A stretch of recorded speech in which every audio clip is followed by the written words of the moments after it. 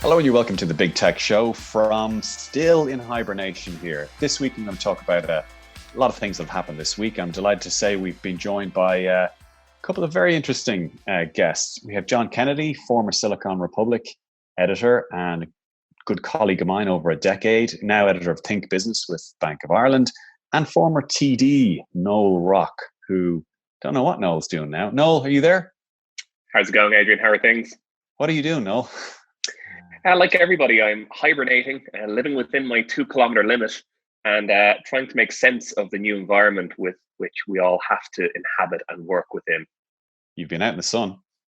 I have, yeah. No, it's been a beautiful few weeks, which really kind of makes it a lot easier, I think, on people.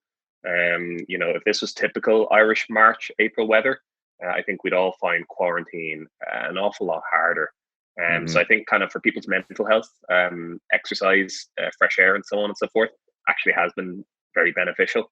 But you can see exactly why there's a 2 kilometer limit on these things, because normally with weather like this, Irish people would tend to migrate to, well, the coast really, or mountains or hills. So like, yeah, but for us tech guys, this is our time to shine. Like, when else are we going to get the opportunity to just sort of, to lord it over everybody else and say, this is how you set things up. Look what this do. Look what this can do. You're doing this wrong. You're doing this right.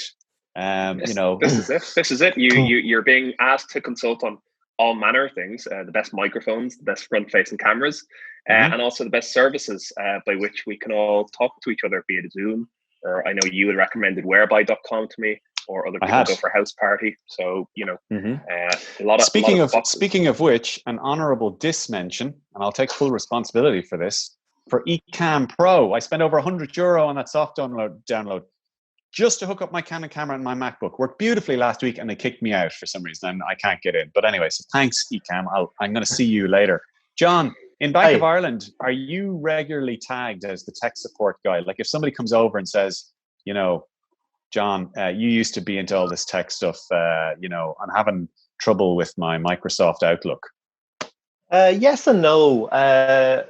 Largely, the interesting thing about about the bank at the moment was there's about more than 10,000 people, and a good 8,000 of them are now currently working at home, and it actually has worked. I would have expected it to be a disaster, but most of the systems have been robust. When I think it's mostly with things like, how do I maybe send something to SoundCloud or some very basic things actually, but mostly the tech systems have been quite robust for everyone. Everyone's been working away fine. I would say the IT people in the bank are usually people who are kind of, I have to send things like Jira requests and ask for things to happen, and eventually something that works. But no, I think most people have seemed quite savvy. In fact, one of the things that kind of struck me about when I joined the bank about a year ago was it felt more like an IT company where I was sitting in there, because it was more about people who were working on things, websites, projects, apps, you name it. In fairness, my tech editor crown is sitting in a box, really. So no, in fairness, it's quite everyone's quite savvy and quite young enough workforce. Everyone seems to be already on top of things. Tell me what you miss about tech journalism. Is it the insecurity? Is it the lack of a clear roadmap for the next 5 years? Existential angst? What do you miss about it? I felt very, very secure in it through most of my career there in tech, because what I was always about, I was always very centered in learning, and every day was a new discovery. And I loved getting up in the morning, getting up early, and just finding out what the hell was invented or what was created. If I missed anything, it's opening a shiny new box or a new phone out of a box, and that little part where you tear away the little plastic thing from the cover. And getting my hands on the new stuff is quite tempting. Have you got your hands on the new iPhone SE? I have not got my hands on the new iPhone SE. I am talking to you through the new Magic Keyboard for the iPad Pro, and it has one feature related to Zoom and Teams, and this is partially, I'm going to say that this is the reason that I'm doing it instead of my fancy camera setup, but you can actually angle the iPad forward, down, tilted towards you, so that the iPad, so that you're not looking like this. You know the way you get on a call or and over people the like this, or it's kind of like hi, nice to see your chin again. Yeah. Yeah. I am considering opening a single topic consultancy for politicians where it just shows them how to set up camera and microphone setups, because so many times I've seen up the nose of prominent politicians, particularly British politicians, who seem to be quite bad at it for whatever reason. Which isn't the most can I show you angle. something? Can I show you? This is a real tech secret right now. Now I'm going to give this to you for your consultancy. Okay. See these things here, right? See these things here? Yeah. Books. They're books. Now, you know what you can do with these books? You can put them under your laptop or your iPad, and guess what that does? It brings it. So it brings the camera up to eye level, like this. So you're not down here. You're not like this high. It's a really simple little hack. Yeah, exactly. Yeah. Look around your home. Do you have books? Do you have an Argos catalog? Maybe 5 of them. Put them under your phone. Who has the phone Argos books anymore? The Argos catalogs are getting thinner. I don't know if you've noticed that. Oh.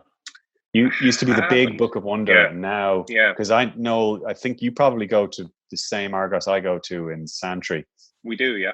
And I used to go in there, and sometimes you'd be booking time, half an hour, just to thumb through the book of wonder. And this is pre-COVID, obviously.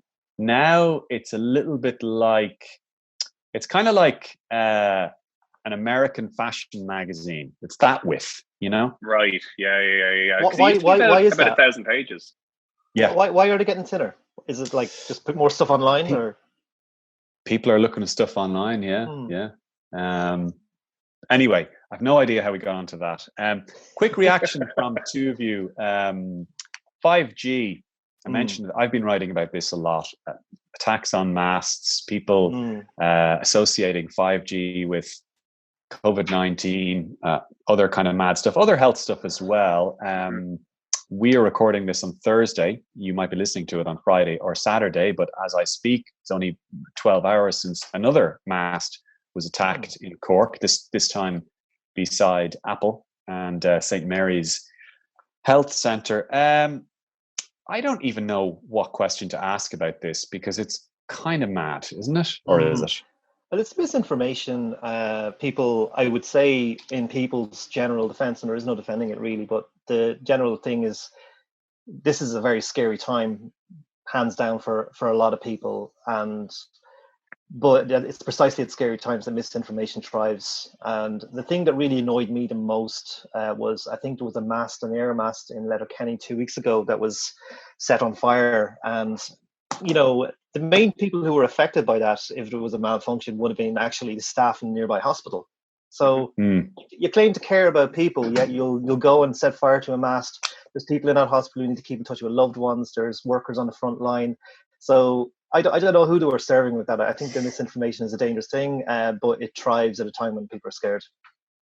Yeah. No, you must have come across in your career, because you represented a fairly big constituency. You may at some point hope to again. I've traveled around the country to a lot of protest meetings, and it's a more widespread thing than people might think. When I say widespread thing, this idea that there might be something dangerous or wrong with masts. 5 county councils have passed resolutions calling for a halt to 5G rollouts because of health fears. I've spoken to some of these people. Some of them are just peddling nonsense. Quite a few of them are just confused. They don't know. They're reading stuff on Facebook. Have you come across any of that stuff? Did you ever feel under sort of pressure to kind of raise that as an issue? Yeah, absolutely. And I think the roots of it are kind of in trust to a certain extent. And I think the roots of it aren't entirely dissimilar to other debates that have risen their head in recent years. Vaccinations would be one example, or fluoride in water would be another example, where distrust of institutions, medical evidence, scientific evidence, and ultimately mostly well-intentioned people all kind of culminate together, where people end up drawing the complete wrong conclusions about something. The reality is, we see this. It's a repetitive pattern with any new technology. You would have seen it when mobile phone technology was first introduced, really, in the country, and you would have seen it, like, maybe not in Ireland, but certainly in the US, when electricity was being introduced as well.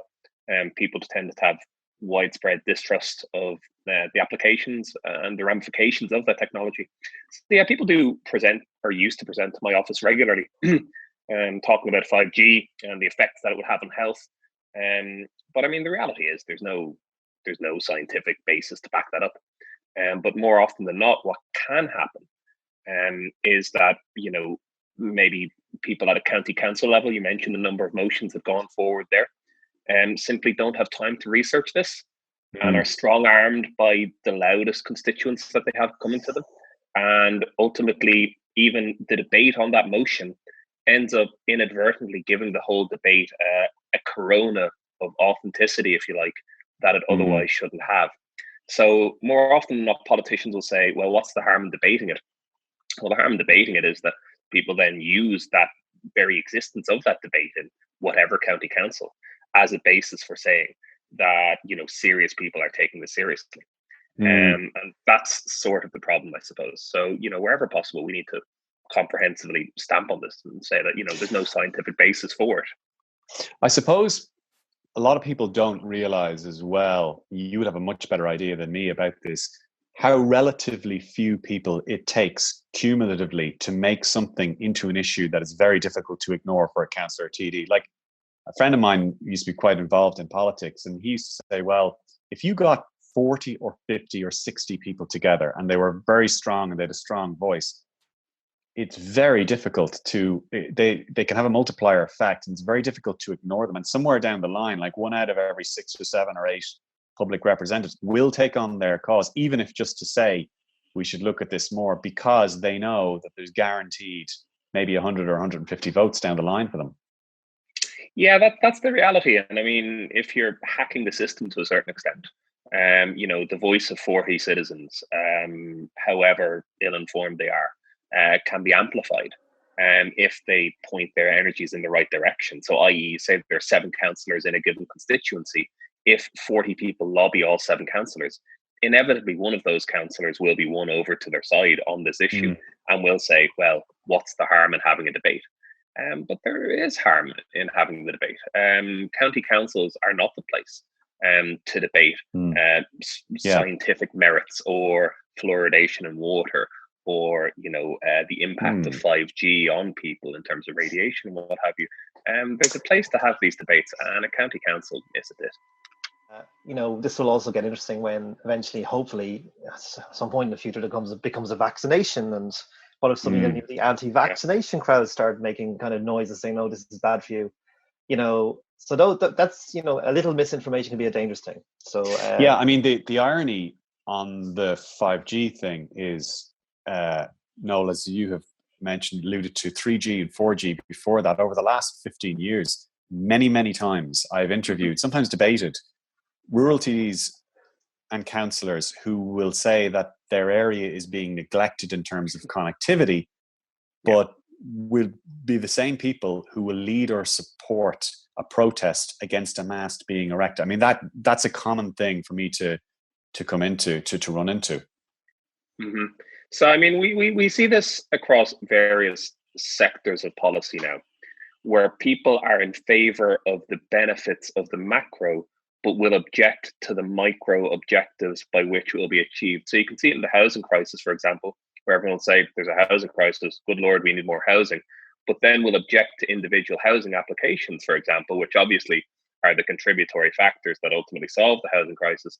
And similarly, will bemoan the lack of connectivity for a village or a county or a region, but then in the same breath practically will object to the erection of masts or the creation of that backbone infrastructure that will allow for that region or that county to have connectivity. So that's kind of, again, it's kind of a widespread problem in politics right now, whereby people have worked out that there isn't much credit in necessarily improving the connectivity of a region, but there is electoral credit in making sure a mast isn't erected in their village or a particular area. Yeah, and to be clear, this isn't a brand new issue. I've been covering this for, I'd say, almost 20 years. I remember the early 2000s, 3G masts.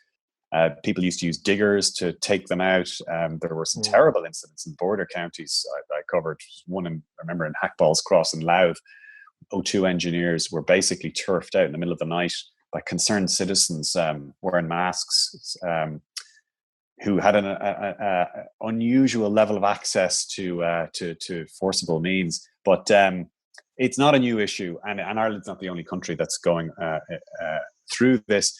But it's important to say that everyone from the World Health Organization down through Comreg, through medical authorities, Irish Cancer Society, everybody that counts says there is basically no significant health threat from 5G or 4G or 3G.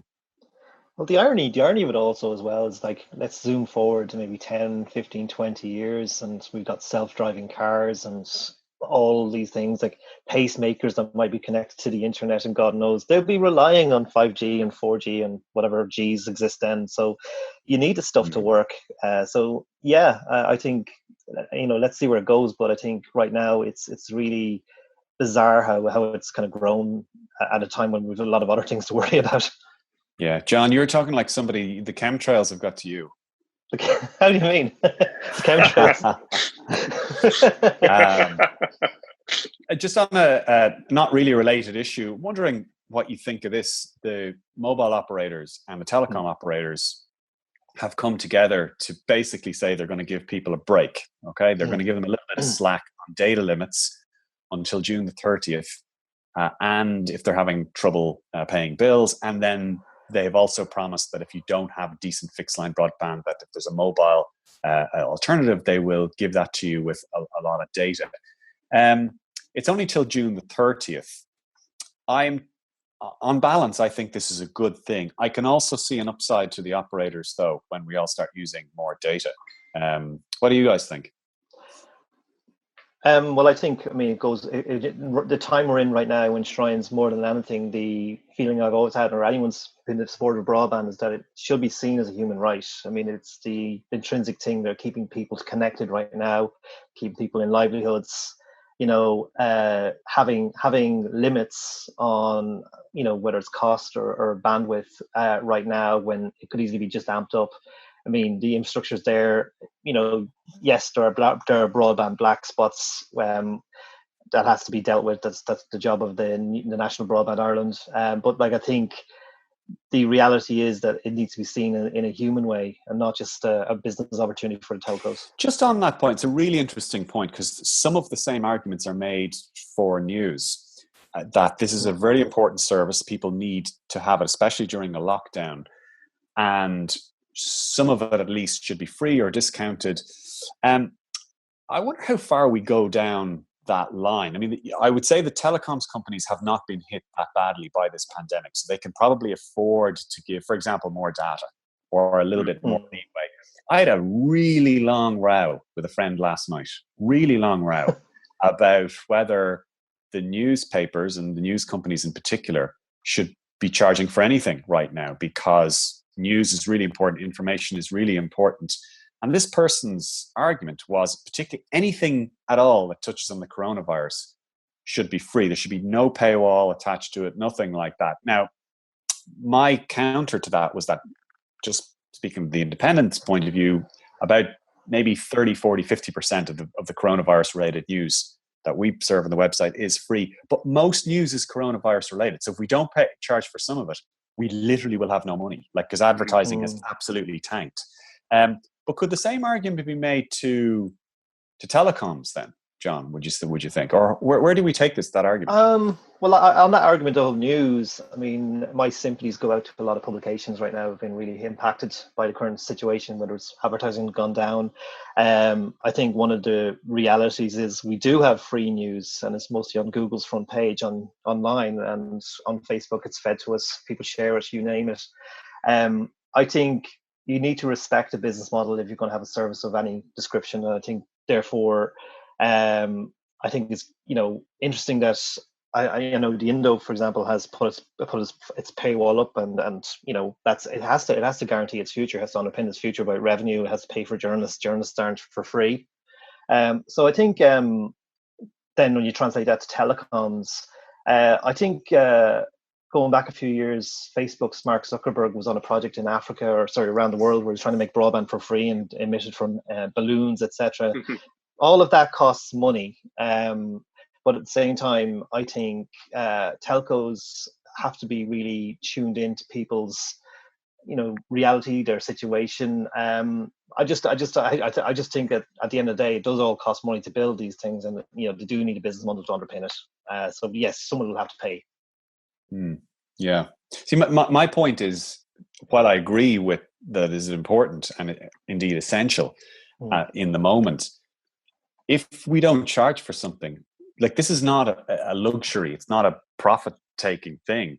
This is literally to stay alive. Now, I shouldn't be too dramatic about that, because, to be fair, the Independent is reasonably well placed as a company. We do reasonably well. We wouldn't be one of the media companies that would be really, really sweating at the moment, but we are sweating. And if we can't charge for stuff, the advertising model is, it is really shot. Advertising right across the media has pretty much collapsed. Well, I have to say that I subscribe to a couple of newspapers online, and on a Sunday I make a point of buying at least 2 newspapers. Now, that's me. I'm from a generation that bought newspapers.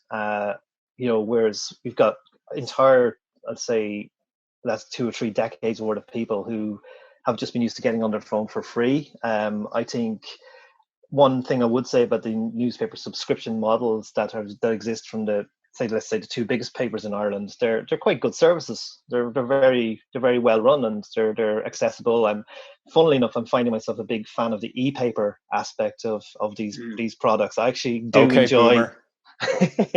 I do enjoy the craft of the work that goes into putting things on a page and the design. That's me. So I grew up in that world. But at the same time, you have to be realistic, and all of this costs money to put together. I think the damage has been done by, the fact that entire generations have just gone assuming. There was an old joke going around that some kid once was stopped in the shop because he picked up a paper and walked out of it to bring it home to his parents, and someone said, "You meant to pay for that?" And he goes, "Really? I didn't know that." There's that kind of attitude out there, and so much is free. I go on YouTube every evening. There's so much good content out there. I don't know how much of that is actually legal, and there's YouTube is owned by Google, and it's making lots of money. So where does the buck stop? I do think there's a big argument going on at the moment. I think you've seen in Australia where they're arguing that services like Google and Facebook should pay media for having them on their page. I think there's a certain amount of merit in that.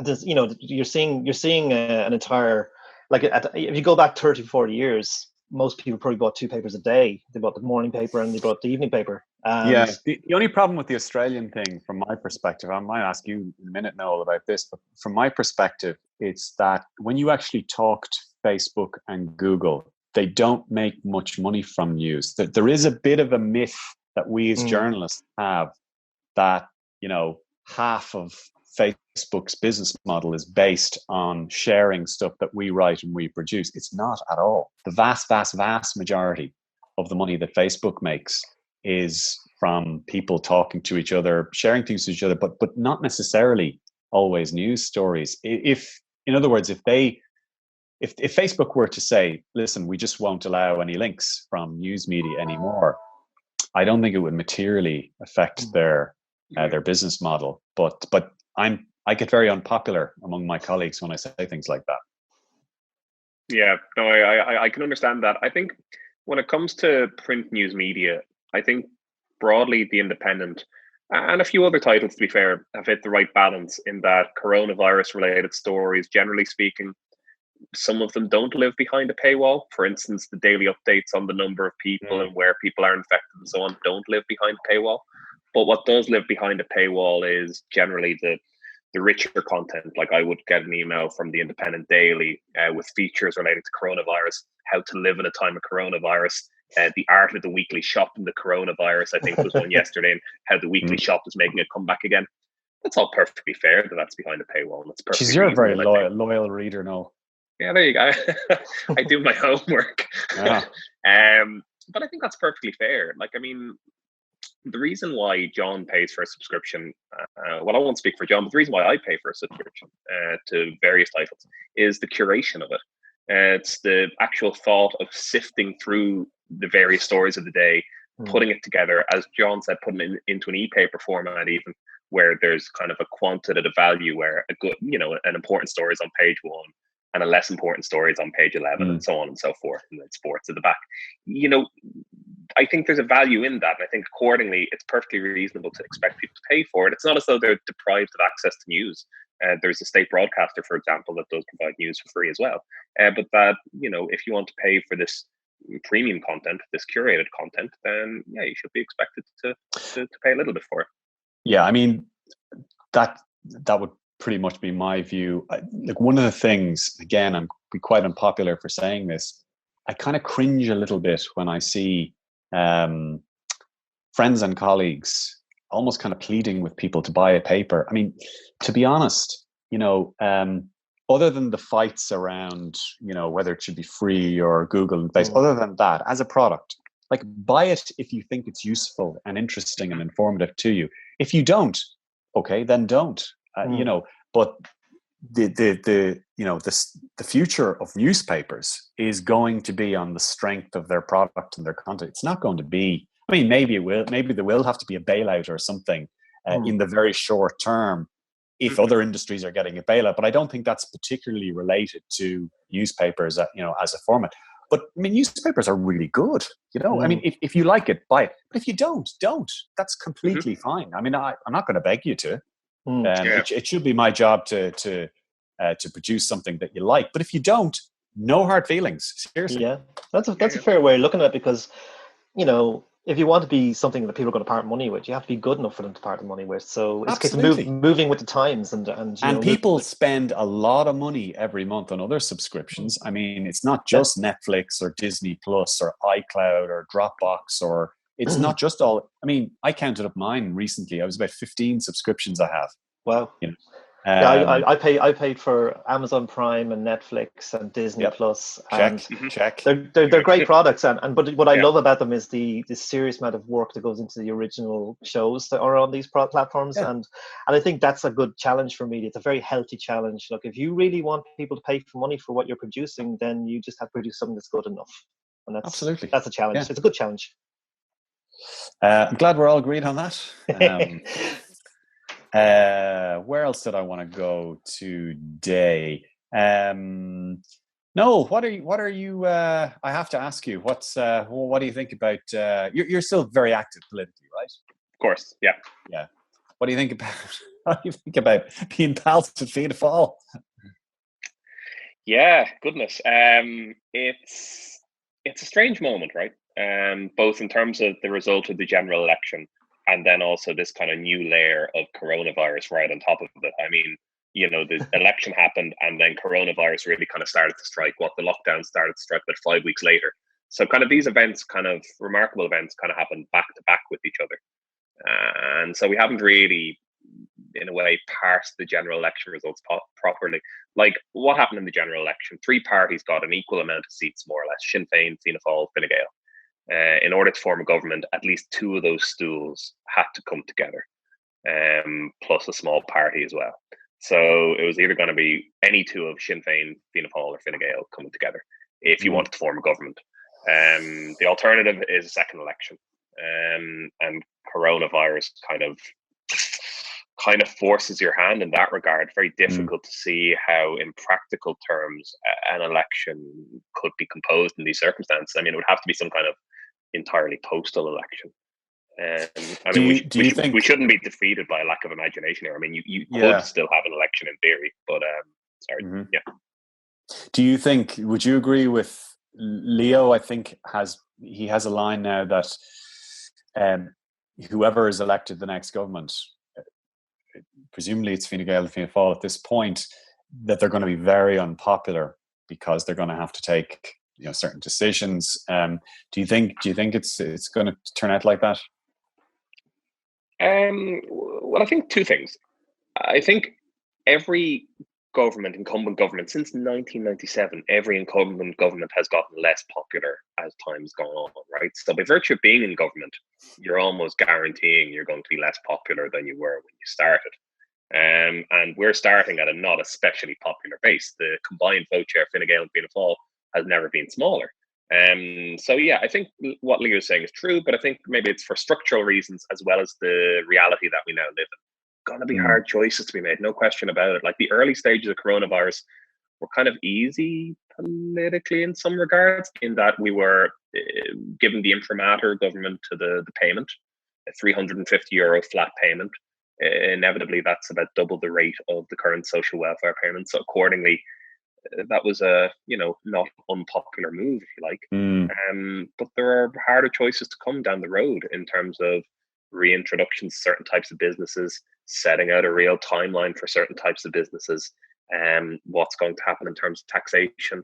Like the kind of the spending that's happening now can't continue indefinitely.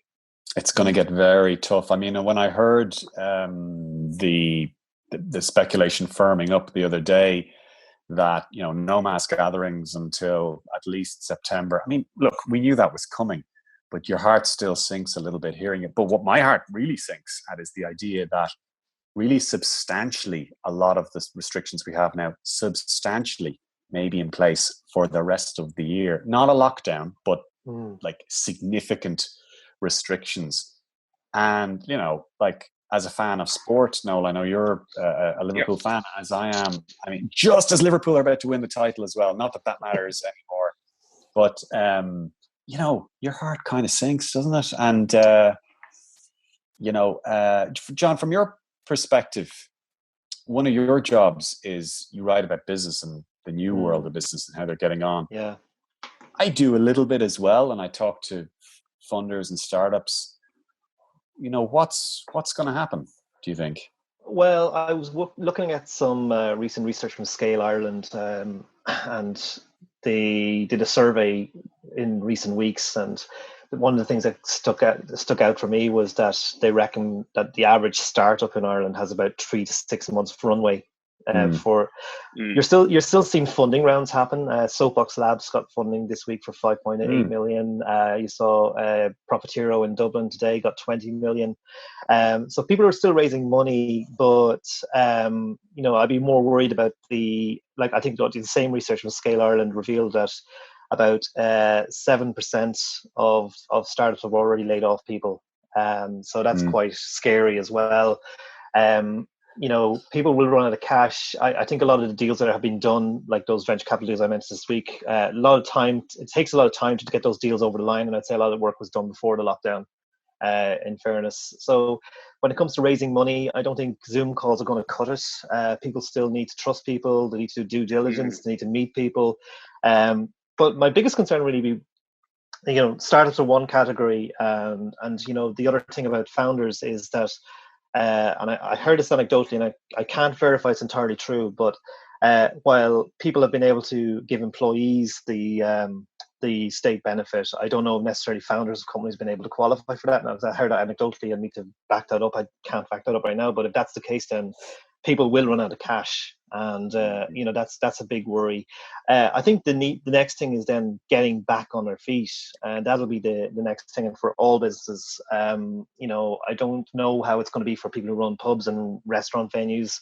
What order things will open up in, but only a month ago we had a strong economy, and now we don't. And now we're talking about nearly this thing having repercussions that could last 2 years. I hear people say great things like, if things open up again, I'm not going to go on a foreign holiday. I'm going to spend my money locally in Ireland. I've seen some great startups come up where they've said where people can buy vouchers now that they can spend cash in when things open up again with businesses to support them. There's hopefully, and also then there was Enterprise Ireland's survey there yesterday that found Irish companies generally in the top 13 worldwide for innovation during this time. I've seen so many amazing things happen in the last month. Yes, what's happening to general businesses is terrifying, but you've seen a lot of innovation too. A lot of grocers and food companies that have turned into delivery companies around Dublin and around the country. People who, you talk about holidays, right? Honestly, a holiday for me right now is just 10 minutes outside Dublin 9. Honestly, I love Dublin 9. It's great. So, and I know every inch of the 2 kilometers now around here because I walk it like relentlessly every evening. But my God, like I'm one of these people. We go down to Belmullet in Mayo about at least once a month, and just had the place done up. Can't go there. I'm afraid that the government are going to say, look, you just can't go there for, you know. And I know that's a first world middle class problem and all that, but you know, even still. Yeah, I find mean, actually. Yeah, sorry. Go on. Yeah, I find these little things that I used to. I've been working from home as long as I can remember, and I, thought, yeah, it's grand, but I do miss people. I do miss coming into the office and meeting people. I do like my commute. You were always sometimes. a people person. I mean, I on think any so. tech trip that I was on with you, you were always sort of, heart and soul of the party. I tried to if any dancing to be done, you were right there. Yeah. Michael Flathurst here at your service. But no, like the thing about it is, I think I think what's the new normal going to look like when offices open up again. I think people who had been working from offices all their lives may become sudden convertees to working from home and will jealously guard that. I think it might mean a lot of changes in terms of who owns offices anymore. Do they need to own offices? I just wonder what the new working world order will look like after this. I personally would still like to keep the best of both worlds, like where I'm far more productive when I'm at home in my home office because I've no distractions. I'm not trying to get to work. But at the same time, I do like having a place to go to sometimes, something I identify with, a place I identify with. But I also even like my commute sometimes. I miss listening to the radio on the way home or, listen to a podcast on the way home. I need sometimes that division because I love my house, but I don't want to be here 24 hours a day.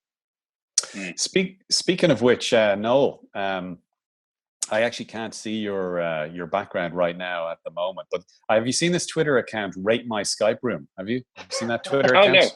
No. It's really good. There you are again.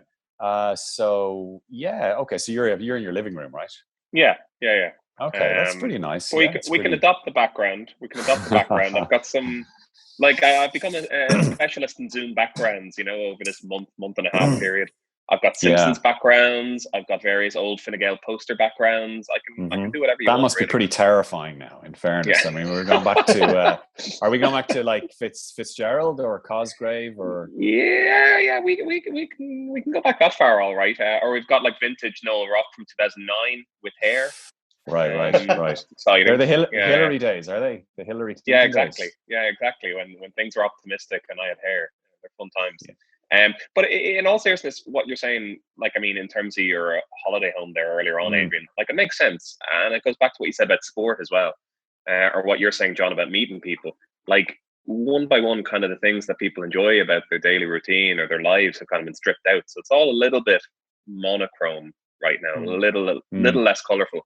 And it's kind of the job of technology to try and fill in the gaps insofar as possible. So like this chat right now, or like the social Zoom calls or house parties or wherebys that we've all become used to over the last month, which aren't the same as the pub or whatever, obviously, or the coffee shop.